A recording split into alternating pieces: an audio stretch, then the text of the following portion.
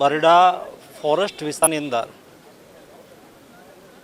બંધવાડા નેસની મુલાકાત દરમિયાન માલધારી સમુદાય સાથે મળવાનું થયું.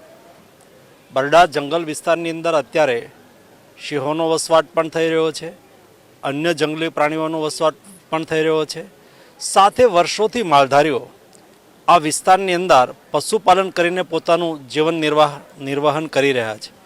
આ પશુપાલકોને સલામત જગ્યાએ સ્થળાંતરિત કરીને એમના બાળકોના શિક્ષણની સુવિધા મળી રહે, એમના આજીવિકાના માધ્યમો મળી રહે, જંગલની કઠિન પરિસ્થિતિની અંદર જીવન નિર્વહન કરવાના બદલે એ અન્ય નાગરિકોની જેમ વસાહત વિસ્તારની અંદર પોતે પ્રાથમિક સુવિધાઓ સહિતના વિસ્તારની અંદર એમનું સ્થળાંતરણ થાય એ વિષય પર આજે માલધારી સમુદાય સાથે વહીવટી તંત્ર સાથે વિગતે ચર્ચા થઈ છે.